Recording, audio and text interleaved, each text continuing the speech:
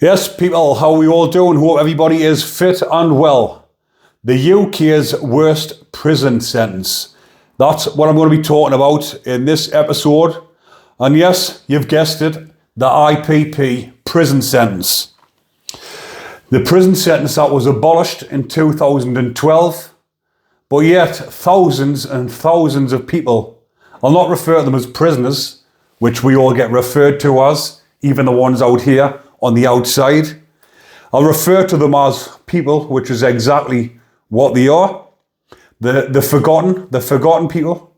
But I just want to give a little shout out to the IPPs that are watching, the ones that are still here, the ones that have lived to tell the tale, the ones that are getting through the sentence, the ones that have overcome the mental health issues, the ones that haven't killed themselves. And I will give a little shout out or a little reminder or remember to the ones that are no longer here.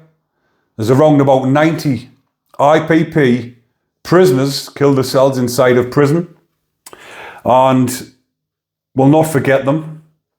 So that's a little shout out for them, the ones that could no longer survive the sentence, couldn't hack the sentence.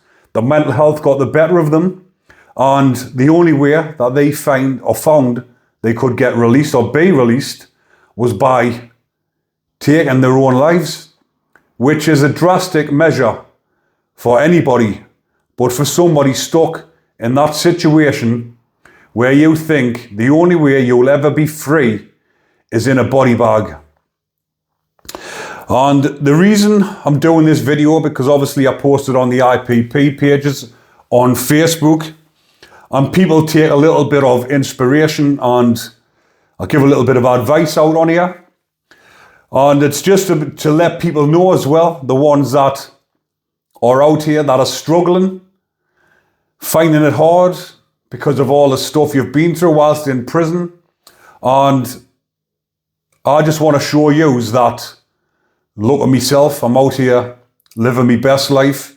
I'm still on this sentence, still fighting the sentence, but I'm out here living my life, living a normal life with my wife and kids. And that's my business, Ruthless Fitness. Got my own book, what I wrote in prison. Own my own gym, got my own gym wear, my clothing wear. I've got a website with all my clothing brand on. I've got 70 different fitness products on my website, which is selling worldwide, doing really well at the minute. It's only been live for 2 weeks, but with the videos I keep putting on and promoting my products, and they're all priced at a reasonable rate, it's doing really well. And this is just to show you lot that you can do something with your life. We've been to prison, we've done wrong. Just move that about because the lighting looks a bit funny on it. We've done wrong, but come out here, you can live your life, get on with your life, with your family, move on, and hopefully one day we'll be free of this sentence, because the IPP was abolished in 2012, deemed inhumane by the government that abolished it, but yet all these people are still serving the sentence, or the ones that are still here to tell the tale.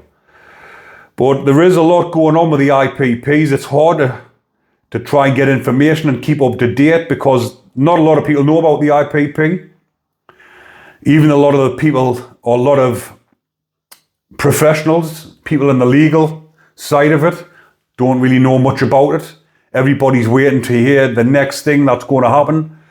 But there is a debate coming up, the month's nearly over now, coming up this week or in the next couple of weeks.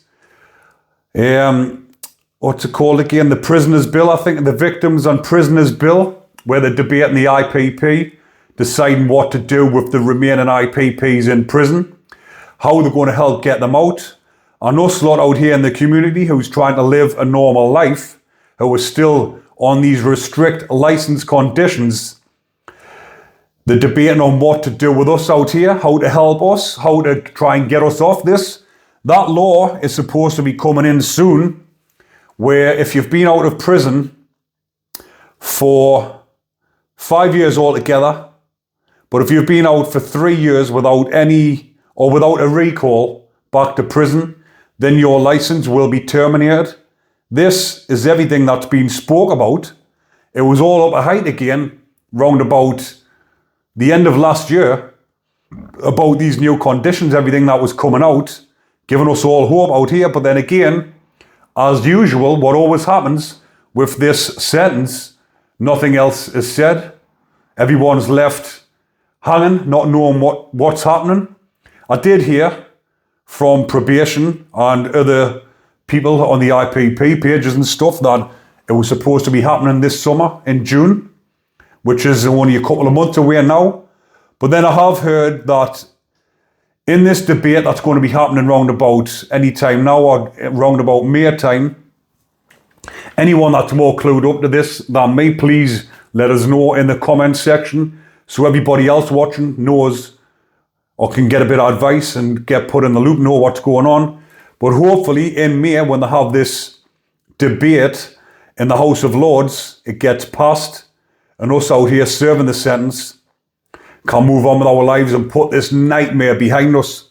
Because I've had this sentence for half of my life, half of the time that I've been alive. I've had this sentence. Same with a lot of other individuals, a lot of lads and lasses. They got this sentence at a young age. 20-year-old, I got mine, just turned 21. A lot of people were teenagers still. Haven't really been given a chance in life because they've got this hanging over them. And again, I'm not here saying poor me, poor us. Yes, we deserve the prison. We deserve the sentence. But do we deserve to be on this for the rest of our lives? No, absolutely not. A lot of people will think differently. But it's all down to the individual as well, because there is, in my opinion as well, I've been asked this before, if the IPP was done properly and given out to people that needed it, then it would have worked. There is people out there, or people still in prison that aren't getting out, that do deserve this type of sentence. And I'm talking about the ones that have done things to children. Because in my opinion, these type of prisoners deserve to be on strict conditions like this to protect innocent children, women, kids, everything. But everyone, it's all down to debate, because people think violent offenders and S offenders are in the same category. It's two totally different offences. A lot of lads and lasses that committed these offences committed them whilst intoxicated, whilst in the youth, whilst they weren't thinking straight. Things that they wouldn't do when they get to this age now, my age, middle age. And it's something they'd done when they were daft, young, and never been given a second chance. Whereas these other offenders, the S offenders, this is in their nature. This is what they're all about. So to me, it's two totally different things, but it's open to debate. And for me, this is the reason why they're finding it hard to abolish it for the people that are already still serving it and let these prisoners out. Because in their minds they'll be thinking, how can they let somebody out onto the streets that still poses a risk? But that's why they need to go through every individual case and re-sentence everybody individually, just so they don't get any mistakes and they do get it right. And I can understand how hard of a challenge that must be, but it can be done. And that's what should be done. And that's my opinion, which everyone is entitled to. But I would like to hear everybody else's opinions in the comments about this sentence. Because when I speak to people about this out here in the general public, not a lot of people have a clue about this IPP and what it actually is. And then when you describe it and tell people about it, then they come to the realization and they think, well, that can't be right. But it is. This sentence that got abolished is still having a detrimental effect on people's lives, and it is causing more people to take their own lives.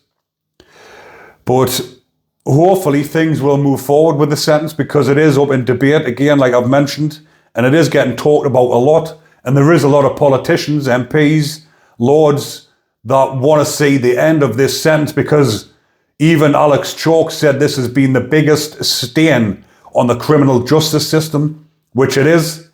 But they need to try and get it right and put it right before there's more lives lost. But again, it's all up for debate. I always see the two sides where they're thinking, well, what if they let these prisoners out and then they go out and commit murders or do other heinous crimes? But again, the ones that they think or they know are a danger or an imminent threat, then keep them in. There's lads and lasses in there that are getting kept in because of their mental health, but the mental health was caused because of the IPP. So now the reason why they're not getting released is because they're suffering with mental health. But the IPP is causing the mental health.